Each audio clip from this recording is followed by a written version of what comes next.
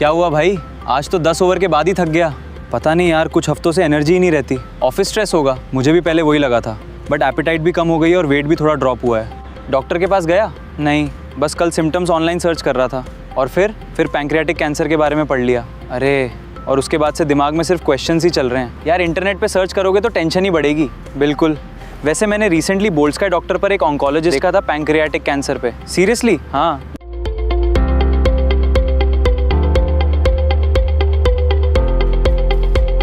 Pancreatic cancer के शुरुआती लक्षण क्या हैं?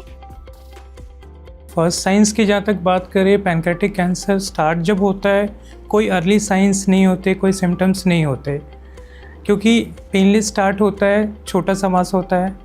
हाँ, लेकिन छोटे छोटे सिम्टम्स धीरे धीरे कर आते हैं, जैसे कि पेन होना बैक में या फिर पेट में ऊपर की तरफ, वेट लॉस होना अर्लीस्ट सिम्टम होता है, लॉस ऑफ एपेटाइट होता है। उसके बाद जैसे जैसे बीमारी बढ़ती जाती है, पेन बढ़ता जाता है, जॉन्डिस होता है, आता है। इसमें स्किन जो है और आइज़ येलो हो जाएंगी, यूरिन का कलर डार्क हो जाएगा, स्टूल का कलर लाइट होता चला जाता है। और उसके अलावा जो सिम्टम्स धीरे धीरे बढ़ते हैं वो है पेट का फूलना। अगर डायबिटिक पेशेंट होता है तो उसमें शुगर जो है धीरे धीरे बढ़ता जाता है, अनकंट्रोल्ड हो जाती है डायबिटीज़। तो इन सब से एक शक होता है कि ये पैंक्रियाटिक कैंसर हो सकता है। तो ये सारे अर्ली साइंस होते हैं पैंक्रियाटिक कैंसर के। पैंक्रियाटिक कैंसर होने का कारण? पैंक्रियाटिक कैंसर एग्जैक्टली होता क्यों है ये अभी तक स्पेसिफिकली पता नहीं है। हाँ, कुछ रिस्क फैक्टर्स बोले जाते हैं, जैसे कि डायबिटीज़ का होना, अल्कोहलिक, डायबिटिक एंड अल्कोहलिक में बहुत ज़्यादा कॉमन होता है। उसके अलावा कुछ ऐसे लोग हैं जिनमें कोई हेरिडिटरी रिस्क फैक्टर होती है, जैसे कि जेनेटिक हो गए, या फैमिली में पैंक्रियाटिक कैंसर रन कर रहा हो, या पैंक्रियाटिक सिस्ट पहले से बने हुए हों। तो ये सारे रिस्क फैक्टर होते हैं, इनके साथ मिला है, बट एग्जैक्ट कारण अभी तक क्लियर नहीं है। लेस देन 5% केसेस में जेनेटिक होते हैं, हेरिडिटरी कम है ये। पैंक्रियाटिक कैंसर के बाद कितने दिन जिंदा रहते हैं? सर्वाइवल रेट की बात करें तो सर्वाइवल डिपेंड करता है किस स्टेज में ये पता चला है। अगर ये पूरी तरह निकल गया, रिसेक्ट हो गया, निकलने वाला है, अर्ली स्टेज में पता चला है, तो सर्वाइवल बहुत अच्छा होता है। जैसे जैसे लेट स्टेज में पता चलता है, सर्वाइवल जो है वो मंथ्स में हो जाते हैं। स्टेज 4 की अगर बात करें तो 6 to 9 मंथ का सर्वाइवल रहता है। और अगर स्टेज 3 तक बात करें, 3 में भी सर्जरी अगर कम्प्लीटली हो गई, कीमो रेडिएशन सारी चीज़ें हो गई, तो सर्वाइवल जो है मोर देन 5 years तक जा सकता है 80% केसेस में। स्टेज 1 में बहुत अच्छा सर्वाइवल होता है, स्टेज 2 में उससे थोड़ा सा कम होता है। बट जैसे जैसे स्टेज बढ़ता गया सर्वाइवल। दूसरा, जिस साइट पे पैंक्रियाटिक कैंसर हुआ, क्योंकि पैंक्रियाटिक कैंसर का सिर्फ मतलब ये नहीं कि एक पैंक्रियाज में कैंसर, किस जगह पे हुआ, बॉडी और टेल में होता है, वो पूरी तरह नहीं निकल गया तो 100% सर्वाइवल है। अगर रिकरेंस हुआ तो फिर सर्वाइवल कम हो जाता है। हेड ऑफ पैंक्रियाज जो सबसे ज़्यादा कॉमन होते हैं उनमें सर्वाइवल कम होता है। अनसीनेट प्रोसेस होता है हेड के नीचे, उसमें सर्वाइवल और कम होता है। डिस्टल कोलेंजियोकार्सिनोमा हो तो उसमें सर्वाइवल काफ़ी बेटर होता है। तो जिस साइट पे है, जिसको पेरीएम्पलरी बोलते हैं, उस साइट पे इनका सर्वाइवल डिपेंड करता है। बट मोटा मोटी अगर बात करी जाए एवरेजली, तो जो ऑपरेट हो सकते हैं, जो पूरी तरह निकल गए, उनका सर्वाइवल बेटर होता है कंपेयर टू जो नहीं ऑपरेट हो सकते हैं। पैंक्रियाटिक कैंसर एज लिमिट क्या है? एज फैक्टर यूजुअली मैटर नहीं करता, लेकिन ये पाया गया है कि जितनी कम एज में पाया जाता है पैंक्रियाटिक कैंसर, वो उतना ही एग्रेसिव होता है।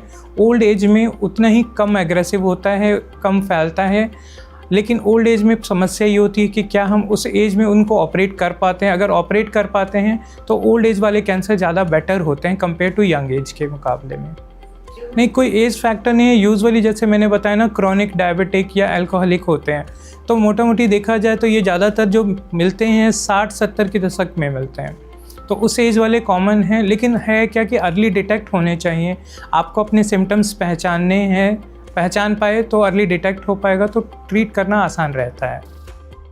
कैसे पैंक्रियाटिक कैंसर का पता चलता है? अगर सिम्टम्स हैं तो आप अपने फिजिशियन के पास जाते हैं।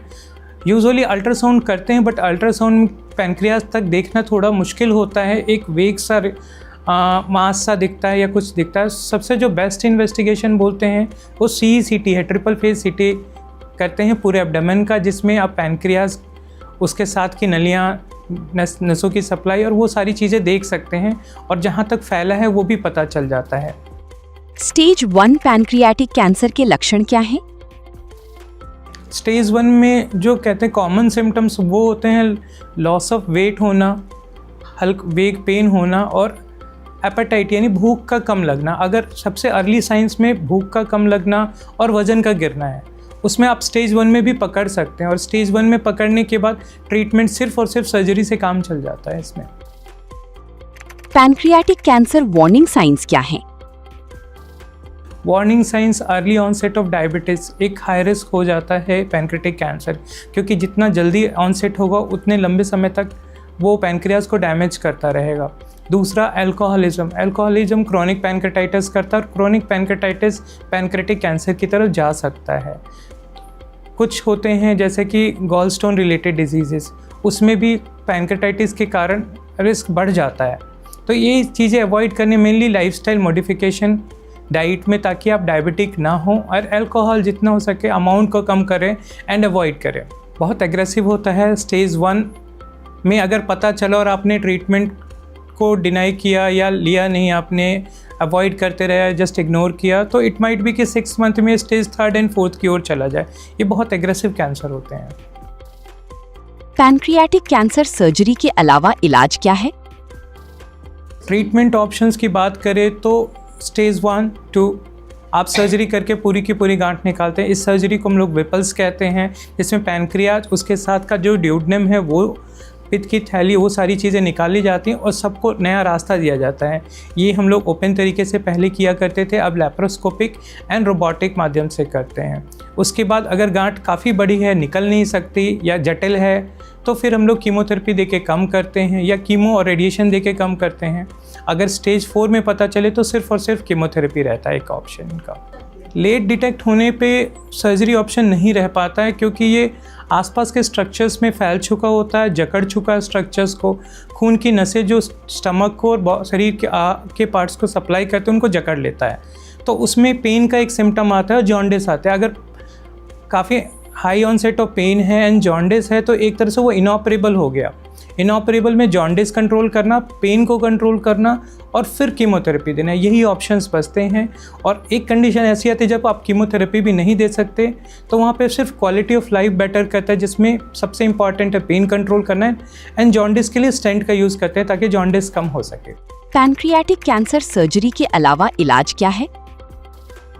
सबसे इम्पॉर्टेंट जो है वो है आप अपना डायबिटीज़ को कंट्रोल रखें, डाइट मॉडिफिकेशन करें, लाइफस्टाइल मॉडिफिकेशंस करें, दवाइयाँ टाइम पे लें और रेगुलर चेकअप कराएं, जिसमें कि पेट का CECT एब्डोमेन भी ज़रूरी है, कि ताकि अर्ली ऑनसेट अगर है कुछ जिसमें कोई सिम्टम ही नहीं आया उसको टाइमली डिटेक्ट कर सके, बिकॉज आप लोग हाई रिस्क पे हो। यूजुअली अगर अनकंट्रोल डायबिटिक हैं तो आप तो साल में एक बार आपको कराना है, लेकिन आप कंट्रोल में चल रहे हैं तो 2-3 साल में एक बार करा सकते हैं। साथ में ट्यूमर मार्कर होते हैं CA 99.9, वो साथ में चेकअप करा सकते हैं साल में एक बार। अगर वो बढ़े हुए हैं तो हो सकता है आपको पैनक्रेटिक कैंसर, क्योंकि ये सबसे ज़्यादा पैनक्रेटिक गॉल ब्लैडर के कैंसर्स में बढ़ते हैं। तो एक सिंपल टेस्ट है ट्यूमर मार्कर, जिससे कि अर्ली डिटेक्ट किया जा सकता है। पैनक्रियाटिक कैंसर क्यों होता है? जो भी रिस्क फैक्टर जो पैनक्रियाज को डैमेज करते हैं, क्योंकि कैंसर का जो सबसे पहला जो साइकिल स्टार्ट होता है वो सेल डैमेज से होता है, तो पैनक्रियाज में अगर बार बार डैमेज हो रहा है, वो रिपेयर करने की कोशिश कर रहा है, उसी रिपेयर एंड डैमेज मैकेनिज्म के साइकिल में चेंजेस होंगे तो वो इंजरी होगी, वो कैंसर का फॉर्मेशन ले सकता है। तो अल्कोहलिक को ध्यान रखना है इस चीज़ का कि ऐसा नहीं है कि सिर्फ उनको लिवर की प्रॉब्लम हो सकती है, उनको पैनक्रेटिक प्रॉब्लम हो सकती है। तो जो भी कंडीशन पैनक्रियाज को डैमेज कर रही है वो पैनक्रेटिक कैंसर कर सकती हैं, तो उनको अवॉइड करना चाहिए, स्कैन कराना चाहिए। हो सके तो abstinence is a best rule to prevent pancreatic cancer.